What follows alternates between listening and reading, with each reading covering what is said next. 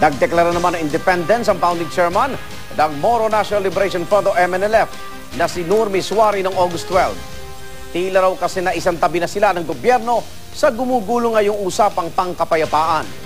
Darito ang report. Matayog na nagwawagayway ang watawat na ito sa kampo ng Moro National Liberation Front o MNLF sa boundary ng Matalam at Kidapawan sa North Cotabato. Tanda raw ito ng kanilang kalayaan sa gobyerno ng Pilipinas. Ayon kay MNLF spokesperson Habib Mujamab Hashim, August 12 na magdeklara ng independence si founding chairman Nurmi Suari sa Talipaw, Sulu. Ginawa raw nila ito dahil masama ang kanilang loob, lalo pat tila mas pinapaboran ng gobyerno ang Moro Islamic Liberation Front o MILF sa binubuong Bangsamoro political entity.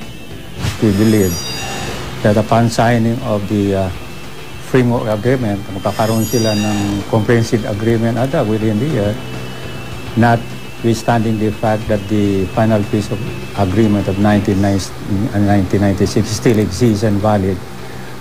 This, for us, is technically tantamount to an abrogation of the 1996 peace agreement. Sisikapin daw nilang humingi ng tulong sa United Nations kaugnay ng kanilang pinaglalaban. Nilinaw naman ng mga komando ng MNLF mula sa iba't ibang lugar sa Central Mindanao o yung tinatawag na Zone of Peace 5 na kapayapaan pa rin ang kanilang sinusulong. Kasi tapos na ang armed struggle Tapos na. We are on the political struggle ngayon.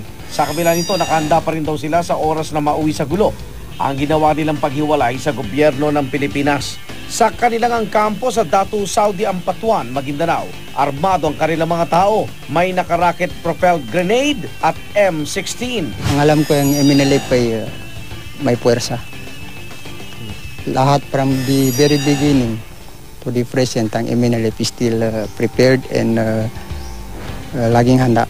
Naniniwala naman ang Malacanang na may ilang miyembro ng MNLF ang sumusuporta sa usaping pangkapayapaan nila sa MILF.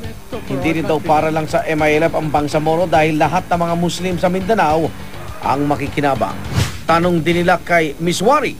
Nurmi Suari was involved before. Nurmi Suari was governor for 5 years. What happened to ARMN? Sa pinanguling ulat kaugnay sa binubuong Bangsamoro political entity, nagkasundo na sa isang pulong sa Malaysia ang gobyerno ng Pilipinas at ang MILF sa magiging hatian sa kikitain ng bagong rehiyon nitong Hulyo.